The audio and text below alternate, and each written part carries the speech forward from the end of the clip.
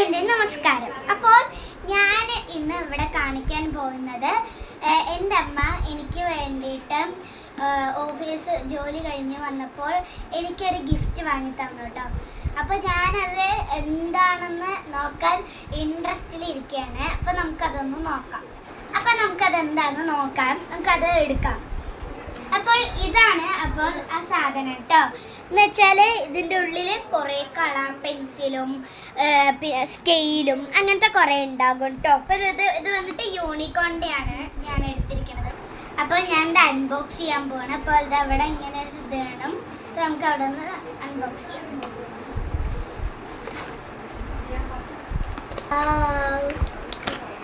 ഇതിൽ വന്നിട്ട് എന്തൊക്കെയാണെന്ന് ഞാൻ പറഞ്ഞുതരാം. ഇതിവിടെ വന്നിട്ട് ഇതൊരു സാധനമാണ്.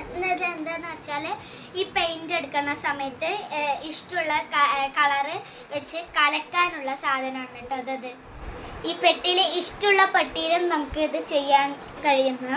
അപ്പോൾ ഇത് കഴിഞ്ഞാൽ അടുത്തത് ഇത് വന്നിട്ട് ക്രയോൺസ് ആണ് കേട്ടോ. ഇത് വെച്ചാൽ ക്രയോൺസ് കുറേ കളറിലുണ്ട്, 12 എണ്ണമാണ്.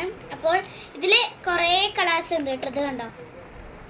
അപ്പം ഇതിൻ്റെ താഴെ കാണിക്കുന്നത് വന്നിട്ട് സ്കെച്ചാണ് കേട്ടോ. കുറേ കളറുണ്ട് ഇതിൽ.